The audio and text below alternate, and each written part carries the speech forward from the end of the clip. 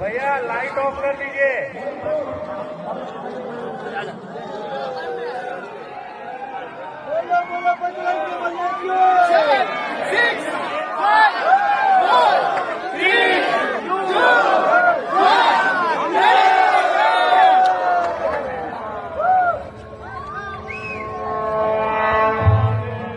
సర్వ మానవాళికి మనకు కొండంత అండగా నిలిచేవాడు. మనసులో తలచిన వెంటనే గుండెల నిండా ధైర్యాన్ని నింపగలిగే మహాయోధుడు. అభయహస్తంతో ఎల్లవేళలా మనల్ని కాపాడే ఆ పవనపుత్రుడి ఇప్పుడు మనసారా స్తుతించుకుంటూ శ్రీ పంచముఖ ఆంజనేయ స్వామిగా అవతారమెత్తిన కథ దృశ్య రూపంలో తిలకిద్దాం రండి.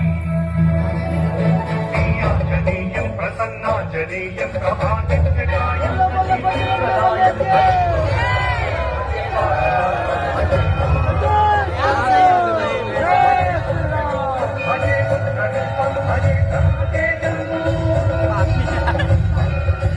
అది రామాయణ మహాయుద్ధం. శ్రీరామచంద్రుని సారథ్యం వానర సైన్యంతో విజృంభిస్తూ లక్ష్మణస్వామి తనతో పోరాటం చేస్తున్న రావణుడి కుమారుడు ఇంద్రజిత్ తలని బాణంతో ఒక్క వేటుతో వేరు చేశాడు. ఇంద్రజిత్ మరణ వార్త విన్న రావణుడు ఆవేశంతో ఊగిపోయాడు. ప్రతీకారం కోసం పాతాళ లోకాధిపతి తన సోదరుడు అయినటువంటి మహిరావణుడి సహకారం కోరాడు.